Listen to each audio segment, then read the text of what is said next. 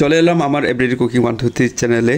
তো গাজরগুলো এভাবে ভালো করে পরিষ্কার করে কেটে নিলাম, আর আলুগুলো এভাবে কিউব কিউব করে ছোট ছোট করে কেটে নিলাম। আর এখানে আছে কাঁচামরিচ ফালি করে নিলাম, আর হলুদ এক চামচ নিয়ে নিলাম, আর ধনিয়া গুঁড়া 1 চা চামচ, জিরা গুঁড়া 1 চা চামচ, আর এখানে নিয়ে নিলাম রসুন বাটা 1 চা চামচ, আর তেজপাতাগুলো ছিঁড়ে নিলাম, আর নিয়ে নিলাম পেঁয়াজগুলো কুচিয়ে নিলাম, আর এখানে নিয়ে নিলাম টমেটোগুলো ফালি ফালি করে কেটে নিলাম। তো যে যেখানে থেকো ভালো থেকো, সুস্থ থেকো, সবার জন্য দোয়া রইল। তো বল মাছের লেজগুলো আগে থেকে রেডি করা ছিল, তো বল মাছের লেজ দিয়ে আগে পাকাবো। তো দেখতে থাকুন প্রথম থেকে শেষ পর্যন্ত, সবাইকে দেখার অনুরোধ রইল। কড়া একদম গরম হয়ে আসছে, এই ফাঁকে তেলগুলো অ্যাড করে নেব। তো এর মধ্যে তেজপাতাগুলো একটু যোগ করে নেব।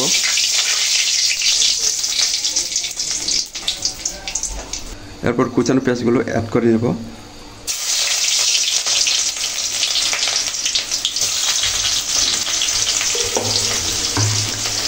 কুচানো পেঁয়াজগুলো অ্যাড করে নিলাম, এরপর হালকা নেড়ে ছেড়ে দিতে হবে। তো হালকা ব্রাউন কালার করে ভেজে নিলাম, এরপর মশলাগুলো যোগ করে নেব। তার আগে রসুন বাটা যোগ করে নিলাম,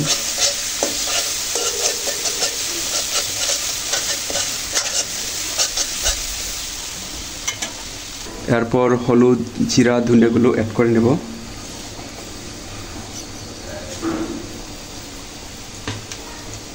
হালকা পরিমাণ পানি যোগ করে নিতে হবে, হালকা পরিমাণ পানি যোগ করে নিলাম।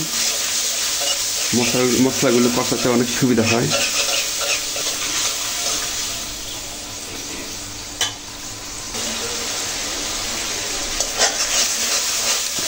মশলাগুলো ভালো করে কষে নেব, যেন মশলার যে কাঁচা কাঁচা গন্ধটা যেন না থাকে, ফ্লেভারটা যেন না থাকে, ওটার জন্য ভালো করে কষে নিতে হবে। এরপর কাঁচামরিচগুলো অ্যাড করে নেব, কাঁচামরিচগুলো অ্যাড করে নিলাম। এরপর হালকা পরিমাণে রেড চিলি পেস্ট যোগ করে নেব, হালকা নেড়ে ছেড়ে দেব।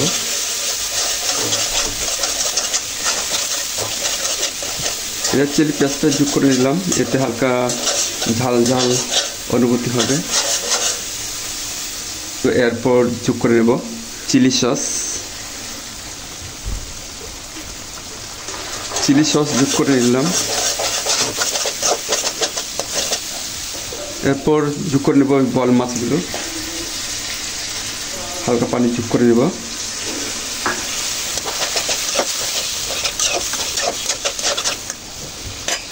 বল মাছগুলো কিছু সময় নিয়ে কষে নেব, মাছের যে খাসা গন্ধ থাকে এটা যেন দূর হয়ে যায়, এটা যেন হালকা করে কষে নিতে হবে।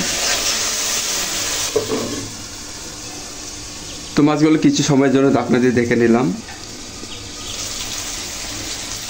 তো 2 মিনিট এগুলো ঢাকনা দিয়ে দেখে নিলাম। তো এগুলো কষানো একদম হয়ে গেছে, মাছগুলো উঠিয়ে নেব। মাছগুলো উঠিয়ে নিচ্ছি।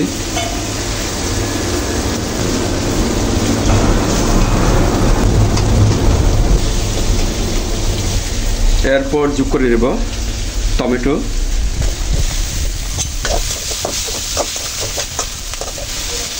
আর এরপর গাজর আলুগুলো অ্যাড করে নিলাম।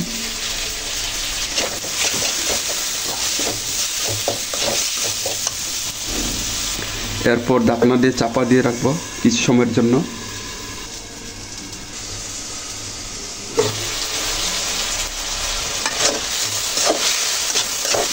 তো কিছু সময় পর আবার চলে আসলাম, সবজিগুলো ভালো করে কষে নিতে হবে, এখন অনেক শক্ত শক্ত রয়ে গেছে।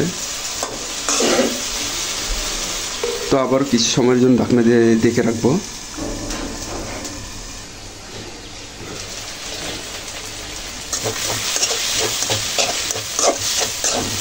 তো সবজিগুলো ভালো করে কষে নিলাম, একদম হয়ে গেছে।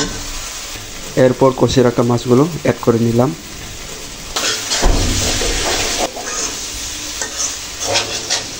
তো হালকা পানি অ্যাড করে নেব, যেন সবজিগুলো তাড়াতাড়ি নরম হয়ে যায়, বেশি পানি দেওয়া যাবে না।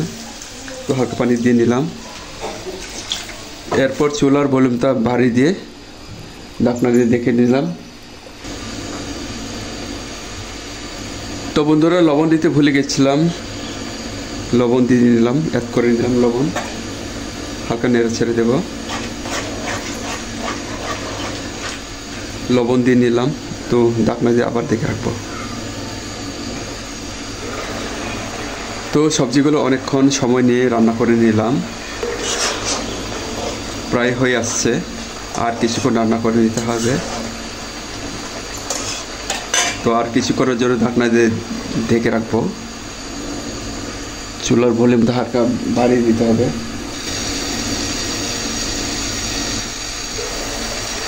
কিছু সময় পরে আবার চলে আসলাম।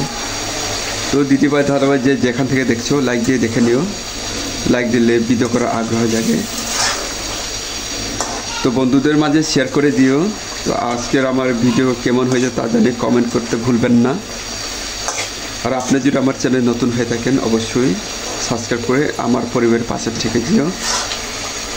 আর ইতিমধ্যে যারা যারা আমার এই চ্যানেলে আপনারা যুক্ত হয়েছেন, আপনাদের প্রতি আমার অপরন্ত ভালোবাসা রইল। আমার এই সবজিটা একদম প্রায় হয়ে আসছে। এরপরকে আমি ধনে পাতাগুলো এইভাবে ছড়িয়ে ছিটিয়ে দেবো। ধনে পাতাগুলো এইভাবে ছড়িয়ে ছিটিয়ে দিলে খেতে কিন্তু দারুণ টেস্টি হয়, অনেক মজা হয়। তো দিয়ে দিলাম ধনে পাতাগুলো। তো 1 মিনিটের জন্য ঢাকনা দিয়ে রাখবো। তো চুলার ভলিউমটা হালকা কমিয়ে দিতে হবে। তরকারিটা একদম পরিবেশন করার জন্য রেডি, প্রস্তুত।